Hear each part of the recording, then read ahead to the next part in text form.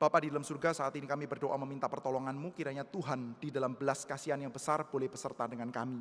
Pimpinlah kami Tuhan di dalam segala kesederhanaan kami untuk kami boleh menerima firman-Mu. Jangan berikan kepada kami sekedar satu buah khotbah, entah khotbah yang bagus yang menyenangkan telinga kami, atau khotbah yang buruk yang mengesalkan atau membosankan kami. Berikanlah kepada kami firman-Mu Tuhan, karena firman-Mu adalah firman yang hidup, yang akan menciptakan keberadaan, yang akan memberikan keteraturan dan kerapihan, dan bahkan memberikan kehidupan di dalam jiwa yang mati. Berikanlah kepada kami firman-Mu seturut dengan kemurahan-Mu ya Tuhan. Terima kasih, terpujilah nama-Mu. Dalam nama Tuhan Yesus kami bersyukur dan berdoa, amin. Saudara, hari ini saya ingin mengajak kita untuk bersama-sama merenungkan saudara di dalam minggu terakhir tahun ini dari Mazmur pasal 103. Mari kita baca secara bergantian Mazmur 103 ini saudara, keseluruhan ayatnya. Ada 22 ayat saudara, Mazmur 103. Saya membacakan ayat pertama, saudara membacakan ayat kedua, demikian seterusnya sampai dengan ayat yang ke-22. Mazmur Mazmur pasal 103. 103 saudara. Mazmur 103 ayat 1 sampai dengan ayat yang ke-22. Saya bacakan ayat 1, saudara ayat kedua, demikian seterusnya. Dari Daud, pujilah Tuhan, hai jiwaku. Pujilah namanya yang kudus, hai segenap batinku. Pujilah Tuhan, hai jiwaku, dan janganlah lupakan segala kebaikan-Nya. Dia yang mengampuni segala kesalahanmu, yang menyembuhkan segala penyakitmu. Dia yang menebus hidupmu dari lubang kubur, yang memahkotai engkau dengan kasih setia dan rahmat. Dia yang memuaskan hasratmu dengan kebaikan sehingga masa mudamu menjadi baru seperti pada burung Raja Wali. Tuhan menjalankan keadilan dan hukum bagi segala orang yang diperas. Ia telah memperkenalkan jalan-jalannya kepada Musa, perbuatan-perbuatannya kepada orang Israel. Tuhan adalah penyayang dan pengasih, panjang sabar dan berlimpah kasih setia. Tidak selalu ia menuntut dan tidak untuk selama-lamanya ia mendendam. Tidak dilakukannya kepada kita setimpal dengan dosa kita, dan tidak dibalasnya kepada kita dan kita. Tetapi setinggi langit di atas bumi, demikian besarnya kasih setianya atas orang-orang yang takut akan Dia. Sejauh timur dari barat, demikian dijauhkannya daripada kita pelanggaran kita. Seperti Bapa sayang kepada anak-anaknya, demikianlah Tuhan sayang kepada orang-orang yang takut akan Dia. Sebab Dia sendiri tahu apa kita, Dia ingat bahwa kita ini debu. Adapun manusia, hari-harinya seperti rumput, seperti bunga di padang, demikianlah ia berbunga. Apabila angin melintasinya, maka tidak ada lagi ia, dan tempatnya tidak mengenalnya lagi.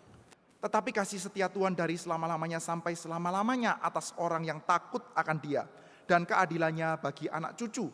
Bagi orang-orang yang berpegang pada perjanjiannya, dan yang ingat untuk melakukan titahnya. Tuhan sudah menegakkan tahtanya di sorga dan kerajaannya yang berkuasa atas segala sesuatu. Pujilah Tuhan, hai malaikat-malaikatnya, hai pahlawan-pahlawan perkasa yang melaksanakan firman-Nya dengan mendengarkan suara firman-Nya. Pujilah Tuhan, hai segala tentaranya, hai pejabat-pejabatnya yang melakukan kehendak-Nya. Pujilah Tuhan, hai segala buatannya, di segala tempat kekuasaannya. Pujilah Tuhan, hai jiwaku. Nah, saudara-saudara sekalian, saya mengajak kita untuk sekali lagi secara bersama-sama membacakan ayat 15 dan 16. Ya, 15 dan 16 saja, saudara. Ini sebagai hook dari perikop ini, saudara. Kita baca ayat 15 dan 16. 1, 2, 3. Adapun manusia, hari-harinya seperti rumput, seperti bunga di padang, demikian ia berbunga. Apabila angin melintasinya, maka tidak ada lagi ia, dan tempatnya tidak mengenalnya lagi. Sampai di sini pembacaan Alkitab kita. Saudara-saudara sekalian, Anda pernah melihat orang yang memberikan kata-kata terakhir? Orang yang memberikan kata-kata terakhir, mungkin orang yang mau meninggal. Mungkin juga orang yang mau meninggalkan satu buah kota. Mungkin orang yang mau meninggalkan satu buah perusahaan tertentu, pindah ke perusahaan lain. Maka dia memberikan kata-kata terakhir sebagai orang di dalam jabatan tersebut, saudara. Saya suatu hari nanti akan berkata kepada anak saya, misalkan, kamu jaga mama ya, papa sudah sebentar lagi nggak bisa lagi, mungkin begitu, sudah mau meninggal, maka kamu nanti yang jaga mama ya, kamu yang pelihara mama ya, kurang lebih seperti itu, saudara. Atau ketika saya itu mau meninggalkan satu buah gereja, saudara. Saya mengatakan harap saudara-saudara nanti pekerjaan di dalam PR Tanjung Pinang dilanjutkan dengan baik ya, sampai jadi PRI, sampai jadi GRI, sampai jadi berkat, kira-kira seperti itu, saudara. Kita mendoakan itu, saudara. Ada kata-kata pesan-pesan terakhir, saudara. Saudara, pesan-pesan terakhir itu biasanya diberikan karena ada hal-hal yang masih tersisa untuk dilakukan, tetapi kesempatan kita untuk melakukannya udah habis. Ya kan? Entah itu usia kita akan selesai atau usia kita di dalam satu buah institusi akan selesai, saudara. Maka udah kesempatannya habis tapi pekerjaannya masih terlalu banyak. Maka kita kasih pesan-pesan, saudara. Pesan-pesan terakhir, saudara. Jadi, my time is up. Waktu saya hampir habis, tapi pekerjaan-pekerjaan yang masih akan dilakukan masih terlalu banyak. Maka saya berikan pesan-pesan terakhir. Nah, saudara, merenungkan hal ini, saudara, saya percaya waktu-waktu seperti sekarang ini adalah waktu yang cukup tepat ya. Ini kan adalah satu buah minggu yang terakhir dari tahun ini, saudara. Tahun 2025, minggu terakhirnya, ya sekarang, saudara, minggu depan sudah hilang itu tahun 2025, saudara. Waktu itu berlalu cepat dan kesempatan kita juga berlalu secara cepat, saudara. Orang-orang yang sudah dewasa ya, kalau anak-anak masih agak lain, saudara. Tapi orang-orang yang sudah dewasa, saudara, pada umumnya akan bisa menyetujui apa yang saya katakan. Bahwa waktu dan kesempatan itu cenderung terbang secara sangat cepat. Tiba-tiba saja kita itu berusia 30-an. Tiba-tiba saja kita itu berusia 40-an.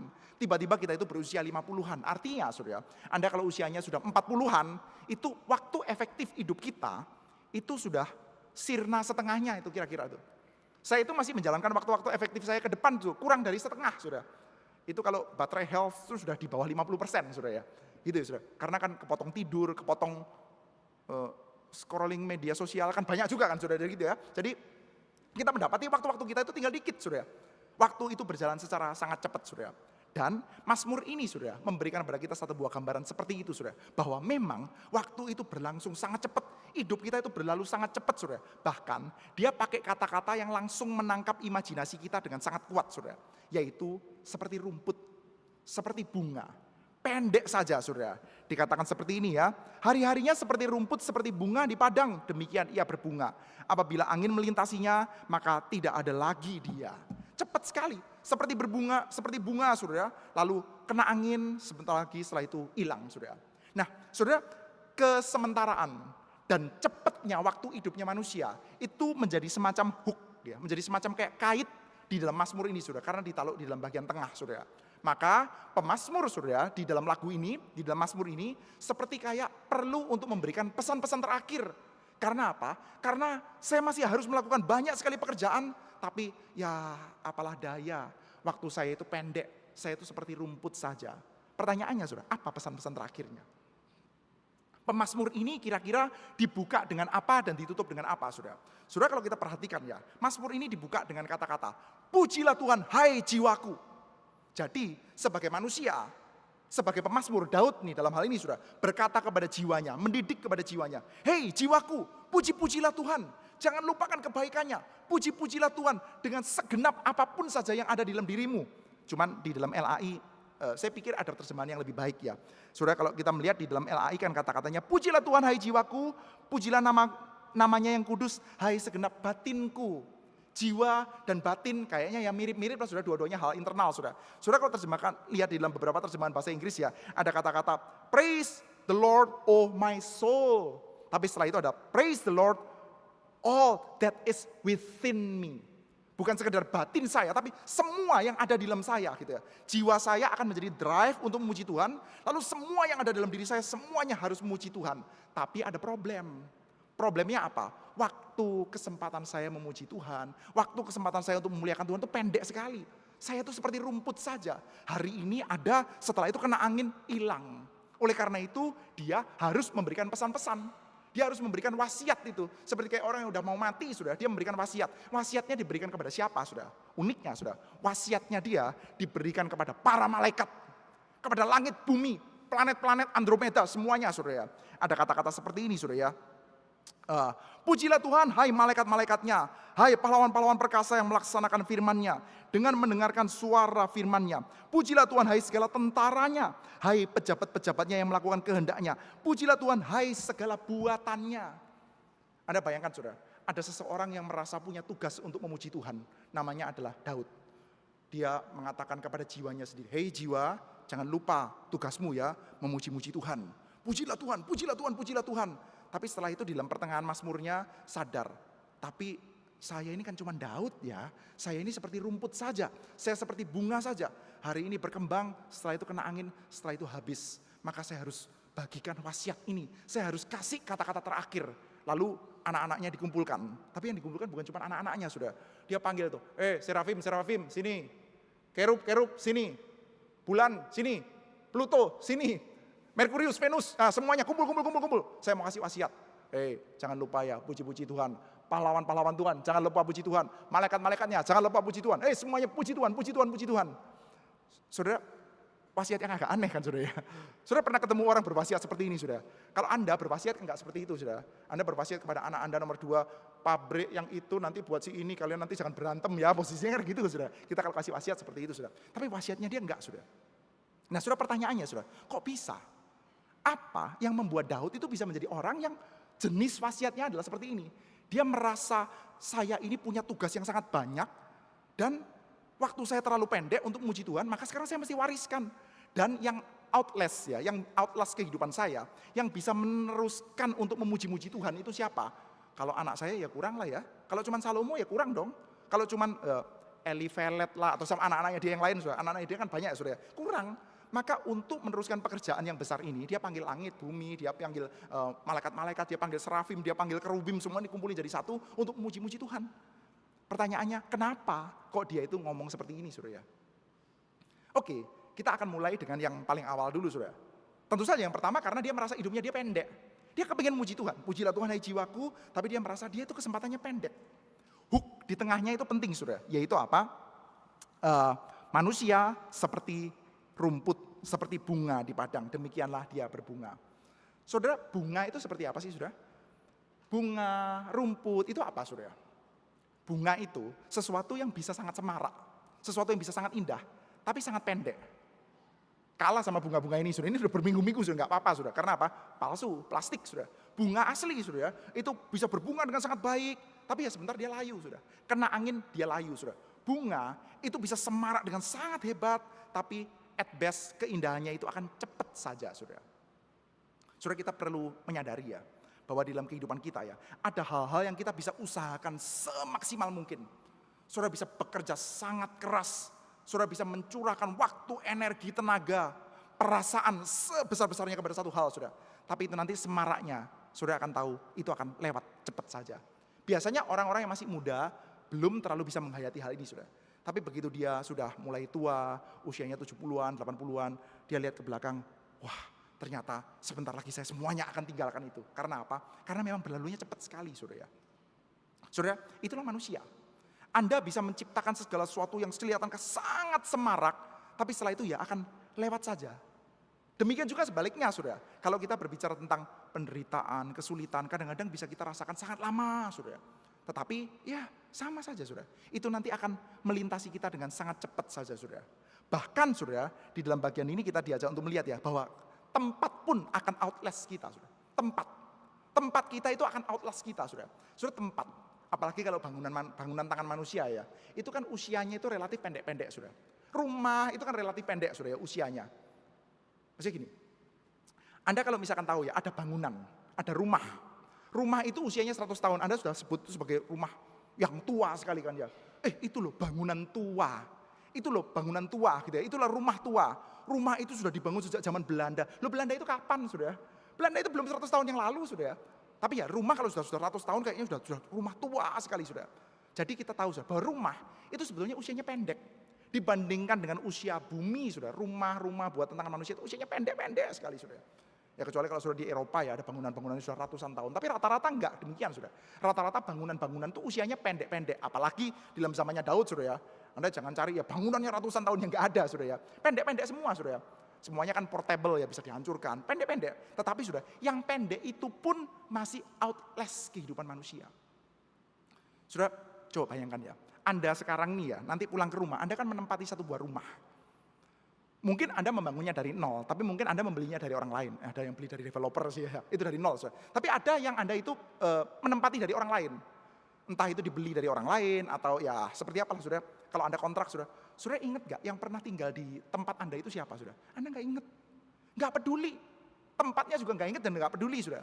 Dan 50 tahun lagi rumah tempat Anda tinggal juga gak peduli sama Anda. Kamu itu pernah ada di sana, rumah pun gak peduli, saudara. Kita itu terlalu kecil, terlalu pendek, saudara. Beberapa waktu yang lalu sudah ada satu buah film yang menarik, saudara. Judulnya Here. Here, di sini, saudara. Jadi itu satu buah film yang saya pikir itu konsepnya menarik, saudara. Itu satu buah film yang menceritakan satu buah kronologi waktu yang sangat panjang, tapi dalam satu buah tempat saja, saudara. Jadi sejak zaman dinosaurus sudah sampai zaman modern sudah itu terus, tapi yang di syuting satu tempat terus, satu tempat sejak zaman prasejarah ganti-ganti terus, saudara. Jadi saudara, relatif semua yang ada itu pendek-pendek saja, saudara. Zaman ini, di satu tempat saja, saudara. Jadi tempat itu pun akan lupa siapa saja yang pernah ada di sana, saudara. Termasuk rumah Anda. Rumah Anda yang mungkin Anda bangun dengan darah, keringat, dengan sungguh-sungguh, pakai arsitek yang paling jago, Anda mau revisi ini, itu, revisi ini tempat yang sangat luar biasa. Entar 50 tahun lagi lupa sama Anda. Tempat itu jadi punyanya anaknya Anda, setelah itu dijual yang tinggal orang lain, dan lupa sama sekali, saudara. Anda itu bahkan dilupakan oleh tempat, saudara. Maka dikatakan seperti ini, saudara ya. Apabila angin melintasinya, maka tidak ada lagi ya, dan tempatnya tidak mengenalnya lagi. Betapa pendeknya kehidupan kita, betapa sempitnya kesempatan kita, saudara. Sehingga kita diajak untuk melihat ya, seolah-olah semua yang kita lakukan itu gak ada yang peduli, saudara. Gak ada yang peduli, tempat pun gak peduli, saudara. Saudara, kita melihat ya, ini kan di dalam kitab Pengkhotbah ya, ada semacam kayak keluhan yang diungkapkan karena hal-hal sedemikian, saudara. Saya coba bacakan ya dari kitab Pengkhotbah ya, kata-kata seperti ini. Apakah gunanya manusia berusaha dengan jerih payah di bawah matahari? Keturunan yang satu pergi, keturunan yang lain datang, tetapi bumi tetap ada. Matahari terbit, matahari terbenam, lalu terburu-buru menuju tempat ia terbit kembali. Angin bertiup ke selatan, berputar ke utara, terus menerus ia berputar, dan dalam perputarannya itu angin itu kembali. Nobody's care. Keturunan yang satu pergi, keturunan yang lain datang, gak peduli, saudara. Anda ada, nanti Anda hilang. Orang tua Anda tadinya ada, setelah itu sudah gak ada lagi. Kakek, nenek yang generasi atas ada, hilang. Ada, mati. Ada, mati. Ada, mati. Anda juga sebentar lagi, sudah beberapa puluh tahun lagi, mati juga, sudah. Setelah itu, sudah siapa yang peduli? Matahari sudah peduli. Waduh, orang penting ini jadi tidak ada lagi. Enggak, sudah, matahari enggak menangis. Matahari go on shining, sudah. Ada lagu yang sangat narsistik, sudah. Orang putus cinta, matahari disuruh nggak boleh berhenti, disuruh nggak boleh bersinar, sudah. Why does the sun go on shining? Don't they know it's the end of the world? Sudah tahu kan lagu itu? Why does the sun go on shining? Don't they know? Mereka nggak tahu ya. It's the end of the world, and it ended when you say goodbye. Kita akan ngomong apa, sudah? Pengen memaki rasanya, gitu ya. Kepala lu, gitu kan ya. Gitu. Maksudnya kepalamu kurang banyak mikir begitu kan ya. Kamu putus cinta terus matahari suruh berhenti bersinar. Kagak. Jangankan kamu putus cinta, kamu mati juga matahari gak peduli. Matahari tetap bersinar, laut tetap berputar, sungai tetap berputar, angin tetap berputar-putar. Anda meninggal, tempat Anda pun gak peduli. Semuanya akan melupakan Anda itu. Semuanya itu seperti kayak gak ada meaningnya. Karena kita itu punya waktu terlalu pendek untuk make a difference, saudara. Ada orang yang berasa sudah saking narsisnya ya, berasa wah usaha yang saya lakukan sudah begitu besar, saya melakukan ini itu. Loh yang Anda lakukan itu cuma kecil sekali, sudah. Dunia ini sudah berlangsung dengan baik-baik saja selama ribuan tahun sebelum Anda datang. Dan setelah Anda pergi, dunia ini tetap akan berlangsung secara baik-baik saja ribuan tahun ke depan, sudah. Gak apa-apa, gak ada kamu itu gak apa-apa. Pendek kata seperti itu, sudah. Kita seperti kayak ya udah meaningless saja, sudah. Jadi gimana? Kalau sudah gitu gimana, sudah? Kalau sudah kita menyadari bahwa waktu kita itu seperti kayak ada sebentar, setelah itu langsung kadaluarsa. Kalau dibandingkan dengan usia bumi, sudah ya, kalian melihat ya, Anda kalau belajar sejarah ya sudah sampai ribuan tahun, sudah. Keberadaan kita itu kan seperti kayak di dalam kurun waktu yang sangat panjang, ada sebentar, setelah itu hilang, sudah. Ada sebentar, langsung kadaluarsa, sudah langsung menguap, sudah. Terus gimana? Kalau keberadaan kita itu nggak sempat make a difference, everything, sudah, nggak sempat memberikan arti apa-apa, terus gimana, sudah? Ya udahlah kalau gitu take it easy, hidup nggak usah terlalu serius, atau ya udahlah kita bersenang-senang aja lah, udah pendek juga nggak ada pengaruhnya apa-apa kok, ya jadi orang yang moderat aja lah ya, jahat banget ya nggak usah Nggak usah sampai kamu itu melakukan segala sesuatu dengan sangat serius. Karena itu nggak ada artinya. Jahat banget ya nggak ada artinya, baik banget ya nggak ada artinya, apapun nggak ada artinya. Nihilis lah saudara. Gimana saudara? Bener sih, kita boleh mengambil kesimpulan seperti itu kalau memang kita melihatnya hanya di dalam ranah ciptaan. Kalau kita melihat betapa pendeknya kita itu di dalam ranah ciptaan saja, ya memang sih saudara, akhirnya nihilis sih. Saudara betul kan bahwa dunia ini baik-baik saja sebelum Anda ada. Sebelum Anda lahir itu ya nggak apa-apa dunia ini. Setelah Anda lahir dan nanti setelah Anda nggak ada lagi, ya dunia itu nggak apa-apa. Sebagian besar di antara kita akan seperti itu sudah. Anda akan dilupakan dengan cepat sudah ya. Ya mungkin fotonya masih dipasang lah gitu ya. Sampai berapa lama, tapi setelah itu berapa lama sih? Berapa generasi mau ingat kita sudah ya. Sedikit sekali sudah ya. Kita itu akan cepat-cepat sirna saja sudah. Jadi kalau sudah gitu gimana? Ya udahlah, take it easy. Udah nggak usah terlalu ngoyo dalam semua hal, nggak usah. Apalagi sampai berkelahi lah gitu ya. Ada di antara kita tuh sampai usaha sangat serius. Sampai dijabanin berantem-berantem, sakit hati, makan hati juga, sudah macam-macam. Sudah. Aduh itu semua meaningless, for nothing, ngapain. Sudah memang ya, kalau ya urusan kita itu adalah urusan kita dan comparable, kita yang di-compare dengan seluruh ciptaan, ya memang seperti itu sih sudah. Jadinya kayak, aduh sia-sia banget. Seperti keluarnya pengkhotbah, sia-sia saja kamu berusaha di bawah jerih matahari itu. Jerih payah di bawah matahari itu sia-sia saja. Pengkhotbah kan mengeluhkan seperti itu ya. Usaha macam-macam, setelah itu kamu pergi, generasi yang lain lah akan datang.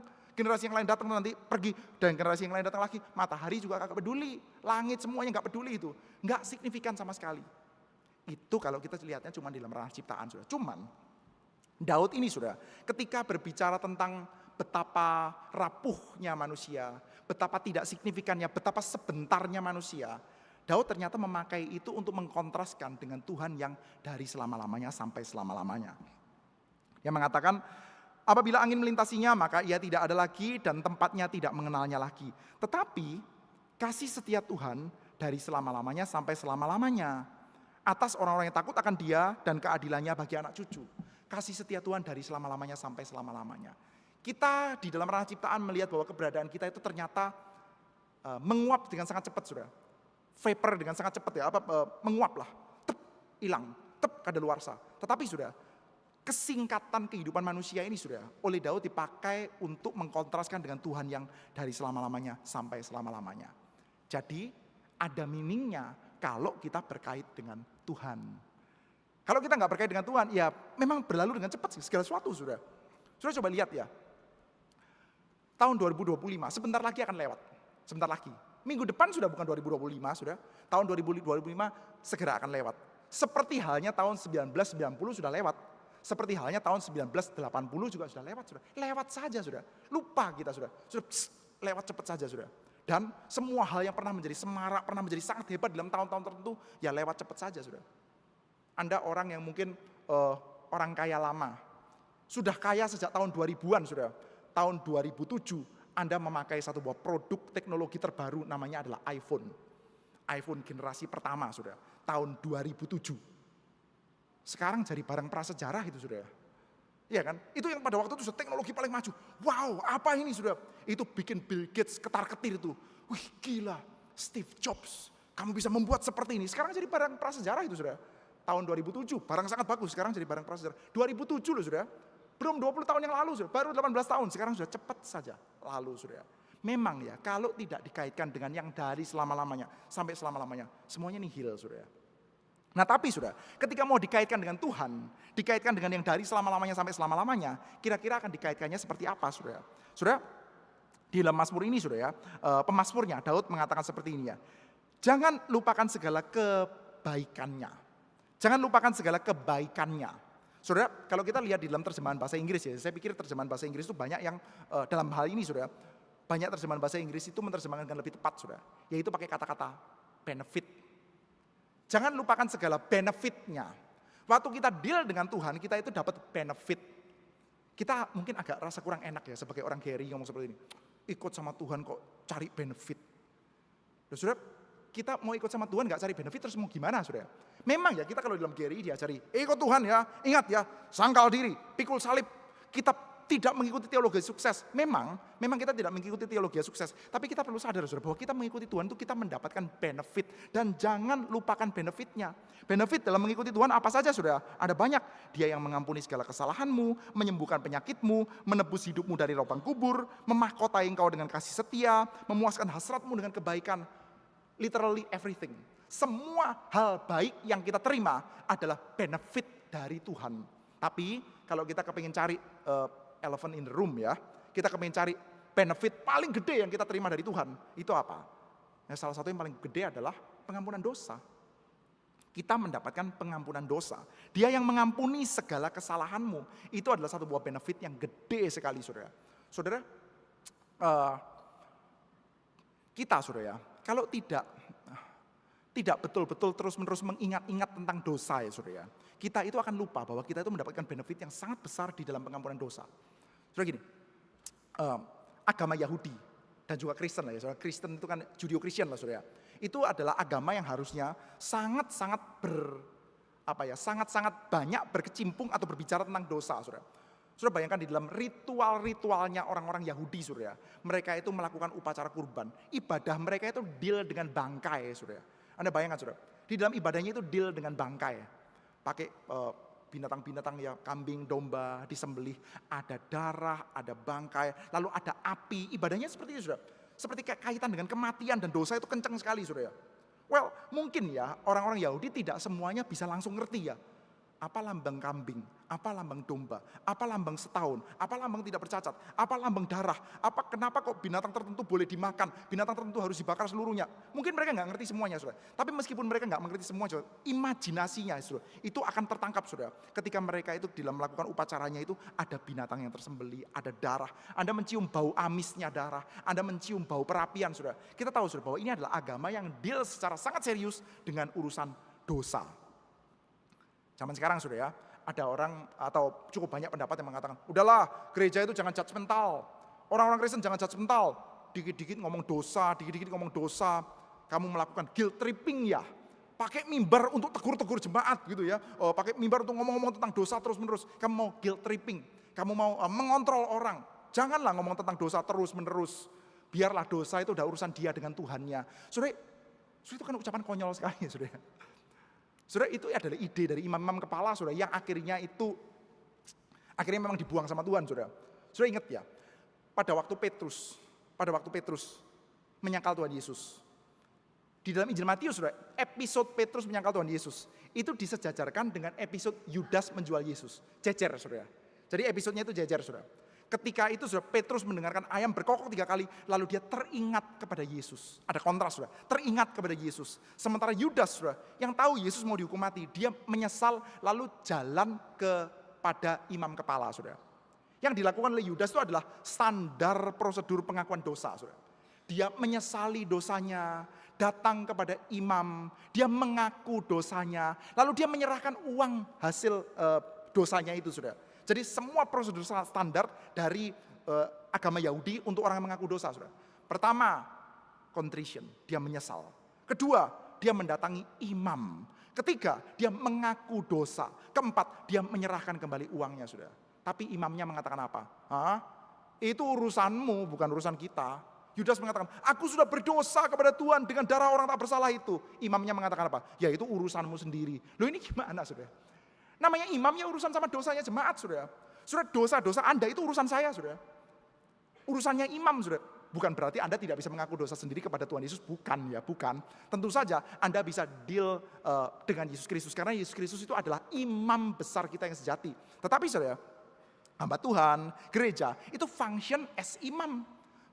Fungsional ya, bukan jabatan. Function as imam saudara. Maka ya, kalau berdoa, kita mendoakan tentang jemaat, mendoakan keselamatan jemaat, mendoakan pengampunan dosa bagi jemaat juga, saudara. Itu adalah urusan saya, saudara. Di dalam kitab suci Tuhan Yesus mengatakan, apa yang engkau ikat di dunia akan terikat di sorga. Apa yang engkau lepas di dalam dunia itu terlepas di sorga. Jika engkau katakan dosanya diampuni, dosanya dia akan diampuni di sorga. Jika engkau katakan dosanya akan dilepaskan, dosanya akan dilepaskan di sorga, saudara. Itu gereja, saudara. Jadi gereja, imam itu harusnya urusan dengan dosa dan urusan dengan pengampunan dosa. Tapi saat ini banyak yang mengatakan, udahlah gereja jangan banyak ngomongin dosa. Jangan judgmental ya. Karena kalau judgmental itu nggak bagus, bisa dimengerti sudah. bisa dimengerti. Karena apa? Karena kita kalau memang lihat ke dalam dunia kita tengok kanan, tengok kiri, memegang kesalahan, memegang dosa, itu memang biasanya itu dijadikan alat kontrol sih. Kalau saya mengetahui kelemahan Anda, saya mengetahui dosa Anda, saya tahu bahwa Anda bersalah di sini dan di sana, itu biasanya menjadi alat kontrol untuk Anda saya kontrol menjalankan apa yang saya mau. Saya kepingin apa, Anda jadi kasih, saudara. Di dalam dunia bisnis kan ya begitu, saudara. Anda punya orang-orang di dalam dunia bisnis, saudara. Lalu suatu kali, saudara, teman bisnis Anda, saudara, yang mana Anda mau jalin kerjasama kontrak, saudara, kirim satu buah foto WA di dalam WA. Di dalam foto itu Anda lihat, ternyata foto Anda sendiri bersama dengan selingkuhan Anda. Ketahuan sama partner bisnis yang itu. Masuk sana, Anda langsung mulai tegang.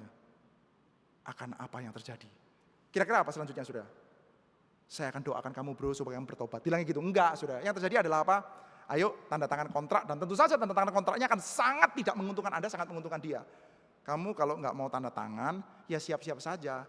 Besok ini semua akan ada di dalam Facebooknya istrimu. Ini akan ada di dalam Facebooknya anakmu. Anakmu yang SMA itu ya nanti akan dipermalukan sama teman-teman. Bapakmu selingkuh. Begitu kan saudara. Begitu Anda kelemahannya diketahui sama orang lain, itu akan menjadi poin lemah saudara. Politisi ya begitu saudara ya. Nanti saya akan sikat koruptor. Gitu kan ya. Yang sana, gua juga tahu lu ngapain. Gitu saudara. Makanya sandra menyandra kasus di mana-mana seperti itu saudara. Sekarang gereja juga mau seperti itu saudara. Saya mengetahui kelemahanmu. Tapi saudara ya. Kalau kita lihat ya, di dalam bagian ini, ketika berbicara tentang dosa, bicara dosa, semakin banyak bicara dosa, saudara. Waktu kita deal dengan Tuhan gak sandra-menandra kasus. Waktu Tuhan mengenal kelemahan kita, saudara, kita diajak juga untuk mengenal kelemahan kita, bukan untuk sandra-menandra kasus. Ketika kita diajak untuk melihat begitu besarnya dosa kita, maka kita melihat juga betapa besarnya pengampunan yang sudah saya terima. Saudara, kenapa pemazmur, kenapa Daud bisa mengatakan, saya seluruh jiwa mau memuji Tuhan, tapi gak cukup. Ntar kalau saya mati gimana? Udah gak bisa memuji Tuhan lagi. Ini masih di dalam perjanjian lama, saudara ya. Perjanjian lama kan belum punya pandangan yang terlalu luas tentang afterlife, saudara. Ada, tapi belum terlalu luas, saudara. Kalau Anda perhatikan di dalam banyak kitab Mazmur, tulisannya adalah, Tuhan, apakah di dalam dunia orang mati, orang menaikkan puji-pujian kepadamu? Karena dalam benak mereka, saudara, orang kalau sudah masuk ke dalam Hades, sudah gak bisa memuji Tuhan. Jadi Daud berasa, aduh, ntar gue mati, udah gak bisa memuji Tuhan lagi. Makanya saya kasih pesan-pesan kepada langit, bumi, kepada malaikat-malaikat. Kenapa, saudara, dia bisa berpikiran seperti itu? Karena ini, saudara. Rajin merenungkan tentang dosa. Dia mengalami hidup dosa diampuni seperti apa dia ngalamin.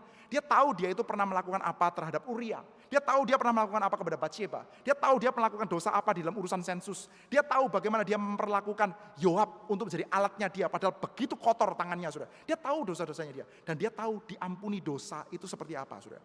Makanya, saudara, dia menjadi orang yang penuh dengan puji-pujian. Menyadari benefit itu menjadi penting, saudara. Saudara-saudara sekalian, kalau kita ya, menjadi orang-orang yang rajin untuk belajar mengingat-ingat benefit yang kita terima. Dan terutama adalah urusan pengampunan dosa yang kita terima, saudara. Maka kita akan menjadi orang yang sering terbentur dengan problem of good. Saudara, dunia yang tidak kenal dosa, mereka sering terbentur dengan problem of evil. Saudara tahu ya, ini problem filosofis, saudara, problem of evil. Itu kurang lebih seperti ini. Kalau Tuhan itu maha kuasa dan Tuhan maha baik, kenapa ada kejahatan? Kenapa ada orang kanker? Kenapa ada orang itu jahat? Kenapa ada perang? Kenapa kok ada kesulitan di sini? Kenapa ada wabah penyakit? Kenapa ada virus?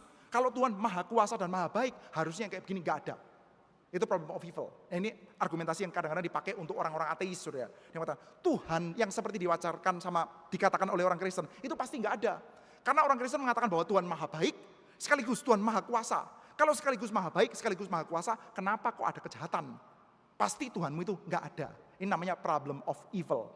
Orang yang tidak menyadari dosa, itu akan berpikir seperti itu, saudara. Tapi orang yang menyadari dosa dan betapa dosa kita itu diampuni, orang akan terbentur dengan problem of good. Orang-orang Kristen, saudara, semestinya menjadi orang-orang yang terbentur dengan problem of good. Yaitu apa, saudara? Kenapa ada kebaikan anyway? Saya kan sudah jatuh dalam dosa. Dunia kan sudah jatuh dalam dosa. Kenapa kok kebanyakan yang ada dalam hidup saya itu rata-rata baik ya? Hidup Anda semua ini, saudara yang datang di sini, saudara.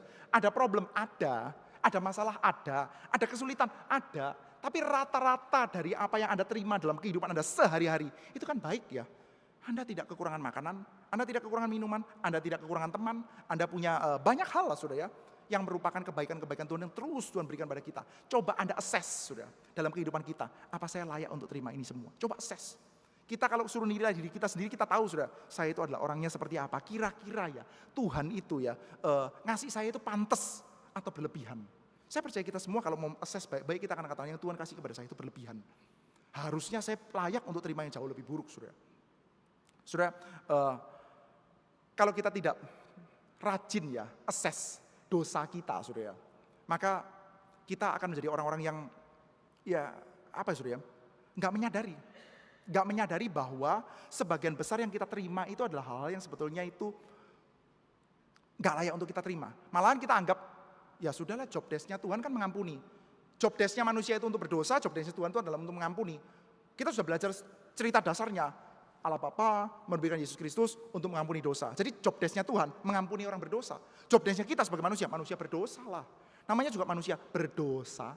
Belajarnya doktrin manusia dan dosa, saudara. Lalu kita ngomong dosa itu jadi wajar. Saudara, kalau kita ngomong ya, kadang-kadang ucapan kita tentang kewajaran manusia itu seperti ini. Udahlah, dia kan cuma manusia biasa. Namanya manusia itu ya penuh dengan kelemahan. Dari benak kita, manusia itu adalah penuh kelemahan, penuh dengan dosa, itu benak kita. Di dalam pepatah bahasa Inggris, saudara, to be human is to err. Manusia itu wajarnya bersalah, manusia itu wajarnya berdosa. Tuhan wajarnya mengampuni. Nah, saudara, itu kan keliru banget ya. Kalau kita lihat di dalam kitab suci, enggak loh saudara. Job desk-nya kita itu adalah hidup benar dan suci di hadapan Tuhan. Diciptakan oleh Tuhan baik, dindadani oleh Tuhan dengan kemuliaan dan hormat. Job desk-nya kita adalah bertindak setia di hadapan Tuhan. Dan ketika kita tidak setia, maka Tuhan yang setia terhadap perjanjian, job desk-nya dia adalah menghancurkan kita. Harusnya itu saudara. Sudah ikat janji kok. Sejak di dalam kitab Kejadian pasal pertama sudah ada covenant of life. Kamu taat, kamu akan hidup. Kamu tidak taat, kamu akan mati. Udah jelas Tuhan Allah kita setia dengan perjanjian. Kamu tidak taat, ya kamu mati. Kita ikat janji dengan Tuhan, make a covenant dengan Tuhan. Dan Tuhan kita adalah Tuhan yang setia. Maka bagi Tuhan yang setia, job desk-nya dia adalah menghancurkan kita. Orang kita gak setia kok saudara. Itu kewajarannya saudara. Tapi saudara, kalau kita menghitung-hitung saudara, hitung-hitung dalam kehidupan kita ya. Loh. Dari banyaknya kesalahan yang saya buat, dari banyaknya kelemahan yang saya buat, ternyata saya kok tidak menerima setimpal dengan apa yang semestinya ya. Apakah Tuhan gak setia? Gak mungkin Tuhan gak setia. Terus kalau Tuhan setia terhadap perjanjian, kenapa kok dia tidak menghancurkan saya? Tuhan find a way. Tuhan menemukan caranya. Sebagai Bapa yang menyayangi anak-anaknya, dia kreatif. Dia menemukan cara supaya anak-anaknya tidak usah dihancurkan. Saudara, orang tua kalau punya anak itu biasanya kan dia punya kreativitas yang agak lebih ya. Anda kalau membesarkan anak, Anda harus kreatif kan ya. Anak saya nggak suka makan, Anda kreatif. Bikin makanan yang dia suka. Tetap nggak suka, Anda kreatif lagi. Main pesawat-pesawatan. Ngeng, pesawat datang, ayo buka mulut. Kreatif sudah. Bapak terhadap anak itu kreatif. Allah terhadap anak yang tidak setia, dia juga kreatif. Dia find a way sebagai Allah yang setia, yang adil, yang suci, yang harus menjatuhkan penghukuman bagi manusia berdosa. Dia find a way. Daud sudah belum mengerti how. Daud belum mengerti, tapi dia tahu bahwa dia lakukan itu. Faktanya setelah dihitung-hitung ya, dia tahu sudah. Dalam menjalankan kerajaan saya, Daud ya sudah. Saya sudah pernah melakukan apa saja. Saya sudah bertindak tidak fair kepada Uria. Saya sudah pernah merampas Batsheba. Saya pernah melakukan sensus yang mendukakan hati Tuhan. Saya pernah pakai Yoab yang tangannya berdarah untuk menjadi pasukan taktis saya. Kemana-mana saya pakai Yoab, padahal Yoab itu tangannya berdarah sudah. Yoab itu membunuh Abisai, Yoab itu membunuh Abner, tangannya berdarah, tapi dia pakai terus sudah. Dia tahu dia kelemahannya seperti apa, dia tahu dosanya seperti apa. Dan kalau dihitung-hitung di hadapan Tuhan, celaka ini. Begitu dihakimi Tuhan, matilah saya. Habis saya kalau dihakimi oleh Tuhan. Tetapi sudah, faktanya, kok hidup saya baik-baik ya? Kok hidup saya lancar-lancar ya? Tuhan malah berjanji kepada saya akan mengokohkan tahta kerajaan. Apa-apaan ini? Kok bisa ya? Dia find a way. Tapi how? Nggak tahu. Daud belum mengerti. Sudah, coba Anda pikirkan sudah. Kalau gini ya sudah. Sudah, kalau kita mau ngomong tentang fair-fairan sudah. Fair. Sudah ingat saudara-saudaranya Yusuf. Pada waktu saudara-saudaranya Yusuf pergi ke Mesir sudah. Mereka mau membeli bahan makanan. Kami datang kemari mau membeli bahan makanan. Ya udah, boleh beli bahan makanan. Pulang dikasih karung-karung sudah, bawa makanan. Dia pulang bawa bahan makanan, sampai ke rumah sudah, dibuka sudah. Ada bahan makanannya plus uangnya dibalikin lagi. Dia langsung tegang, matilah kita. Lu ada uangnya dia malah tegang sudah, matilah kita, celaka kita. Ini kalau kayak gini ini bagaimana ya? Ini pasti nanti kita kalau ketahuan kita dianggap tidak fair, kita dianggap nyolong, matilah kita, saudara. Saudara, kita dihitung-hitungan di hadapan Tuhan, saudara. Saudara mesti ngerti ya, Tuhan kita itu suci. Tuhan kita itu exact, Tuhan kita itu adil, tepat di dalam semua yang dia lakukan, saudara. Maka coba cek dalam hidup kita. Saya punya kelemahan di sini, punya kelemahan di situ. Kelemahan di sini, kesalahan di sini, kesalahan di situ, dosa di sini, dosa di sana, saudara. Waktu kita cek kehidupan kita, dia bandingkan dengan kesucian Tuhan, kita mulai tegang. Mati loh kita kalau kayak begini nih. Kita tidak setia, kita begini, sikap hati kita juga tahu, matilah kita. Tapi faktanya kok kita nggak mati ya? Ini apa ini? Lagi mau bikin trik apa ini? Lagi dijebak atau lagi apa? Ada trik apa ini ya? Daud sudah menyadari, karena dia kreatif, dia akan find a way supaya terhadap anak-anak yang tidak setia ini, dia tetap bisa mengasihi. Dia akan menjauhkan dosa itu dari timur ke barat. Seperti bapak sayang anak-anaknya. Dia punya kreativitas yang mana dia akan find a way, dan kita nggak tahu. Gimana caranya dia mengampuni dosa, saya tidak tahu, saudara. Tapi saudara dan saya tahu loh. Kita tahu bahwa cara kreatifnya dia itu adalah cara yang seperti itu. Yaitu dia berikan Yesus Kristus mati di atas kayu salib, saudara. Maka saudara, tidak heran ya. Ketika Daud yang belum tahu, tapi dia tahu bahwa Allah kreatif untuk find a way untuk mengasihi saya. Maka dia akan berkata kepada jiwanya dia, hai jiwaku, pujilah Tuhan. Pujilah Tuhan, hai jiwaku. Dan pujilah Tuhan dengan segala macam hal yang ada di dalam diriku. All that is within me. Karena saya sudah menerima pengampunan dari Tuhan. Saudara, suatu kali saudara, Pak Tong ya, Pendeta Stephen Tong pernah mengatakan seperti ini. Suatu hari nanti saya berhadapan dengan Tuhan Yesus, saya takut dia akan marahin saya. Suatu hari nanti berhadapan dengan Tuhan Yesus, saya takut saya akan dihukum oleh Tuhan karena kurang setia. Menurut Anda itu kalimat apa, saudara? Pak Tong, saudara. Pak Tong yang itu, Stephen Tong itu, yang sudah tahu itu, saudara. Pak Tong, saudara. Dia mengatakan, kalau bertemu dengan Tuhan, saya takut Tuhan akan marah saya karena saya kurang setia. Pak Tong ngomong seperti itu, Anda menganggap itu kalimat apa, saudara? Basa-basi, encouragement atau apa? Ya, dia harus ngomong gitu supaya kita ter-encourage, saudara. Atau gimana, saudara? Saya percaya dia jujur. Saya percaya Pendeta Stephen Tong jujur waktu ngomong seperti itu. Dia pendeta, saudara. Kita kalau nggak percaya pendeta kita jujur agak gawat kan, saudara. Saya percaya beliau jujur. Dan saya percaya hitung-hitungannya dia tidak salah. Kalau berhadapan dengan Tuhan Yesus, mungkin Tuhan Yesus akan tuntut dia. Kenapa kamu malas? Kenapa kamu kurang ini dan itu, saudara? Itu Pendeta Stephen Tong bisa dibegitukan. Menurut dia sendiri loh, ini bukan menurut saya loh, saudara. Tuhan Yesus akan tanyain dia suatu hari nanti, kenapa kamu malas, kenapa kamu kurang ini, kenapa kurang itu. Saudara ingat pada waktu dia itu perayaan ulang tahun ke 60 tahun kalau saya tidak salah. Ulang tahun pelayanan ke 60 tahun, saudara. Ada semacam kayak buku kecil, saudara. Dan dia sengaja meminta, saudara. Berkali-kali dia mengatakan ya, ucapan di dalam kitab Yosua dimasukkan di situ, saudara. Yaitu kata-kata, kamu sudah terlalu tua, tapi yang belum dilakukan kelewat banyak. Saudara, beliau ngomong seperti itu basa-basi saja, supaya kita tergerak atau dia merasa begitu betulan, saudara. Saya sih susah menerima ya kalau saya punya pendeta tukang basa-basi, saudara. Saya percaya beliau merasa begitu, dia merasa begitu betulan, dan itu memang betul, nggak salah beliau. Tuhan itu akan tuntut dia, saudara. Tapi saudara, ini Pendeta Stephen Tong, kalau kita kira-kira gimana, saudara? Jangan-jangan lebih-lebih lagi kan, saudara. Tetapi saudara, dia find a way. Dia find a way. Dia tidak mendatangi kita sebagai debt collector yang merasa kurang ini, kurang itu, saudara. Tapi dia find a way sebagai bapa yang sayang kepada anak-anaknya.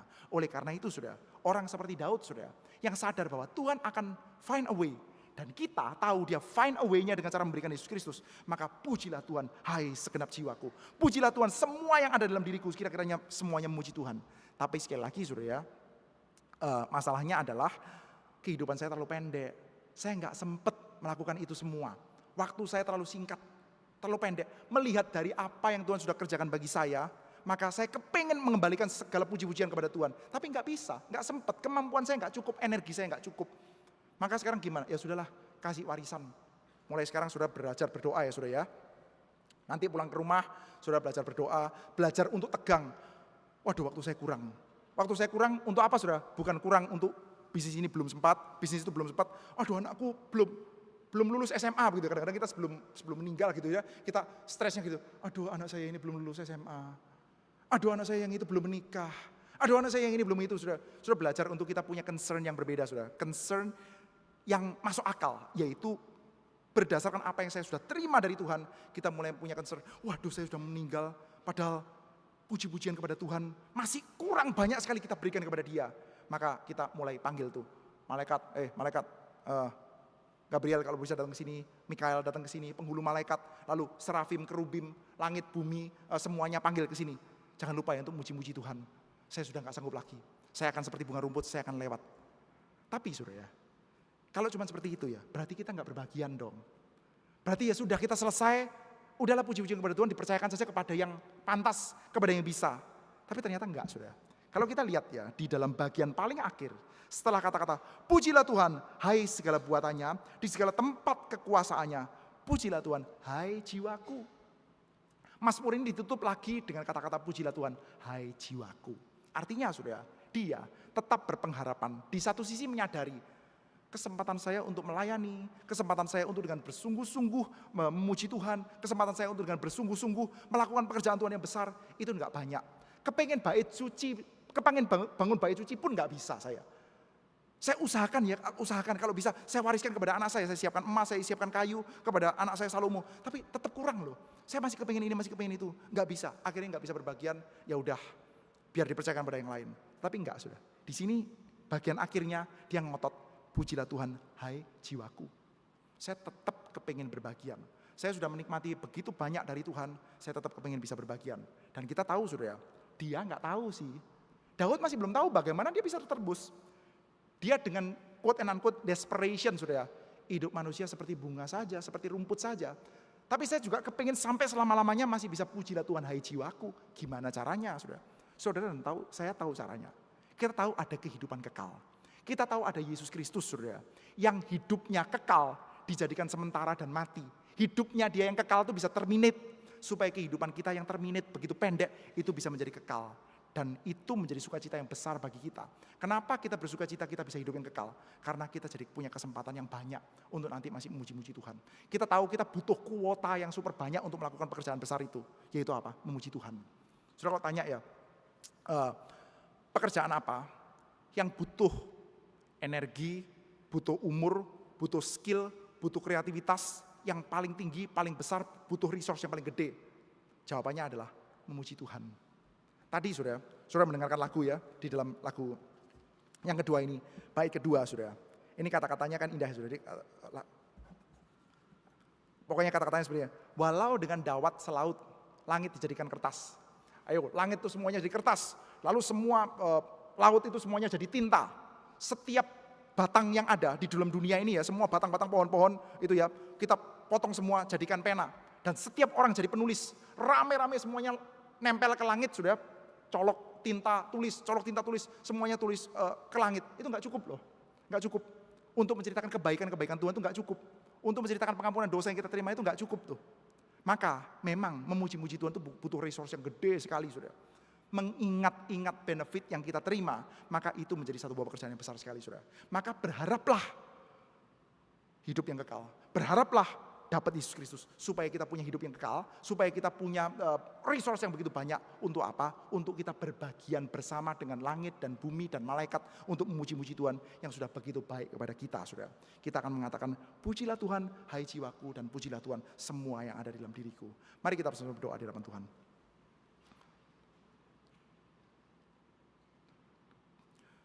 Bapa dalam surga, kami di penghujung tahun dan mengingat-ingat betapa cepatnya waktu kami lewat. Mengingat-ingat betapa sedikitnya resource yang kami miliki di dalam dunia ini. Betapa kecilnya kemungkinan kami untuk membuat pembedaan. Betapa kecilnya kami membuat sesuatu yang matters Tuhan. Kami hidupnya begitu singkat, hidupnya juga punya resource yang begitu kecil. Jangkauan kami juga sangat-sangat kecil Tuhan. Padahal kami ini menikmati kebaikan-Mu yang tak terhingga, yang limitless, yang tak terbatas. Kami ini ingin Tuhan dengan waras memuji-muji Tuhan, menyanyikan puji-pujian kepada Engkau, tetapi betapa terbatasnya kami Tuhan. Kami mohon, kami ingin menyaksikan bahwa segenap ciptaan memuji-muji Tuhan, tapi pun kami tetap ingin berbagian di dalam memuji-muji Tuhan. Karena itu Tuhan, biarlah kami boleh berbagian di dalam Engkau, berbagian di dalam kekekalan, berbagian di dalam resource yang paling besar, untuk kami pun juga boleh mengembalikan segala kemuliaan bagi-Mu. Terima kasih ya Tuhan untuk seluruh kebaikan bagi setiap kami. Dalam nama Tuhan Yesus kami panjatkan segala syukur dan doa kami.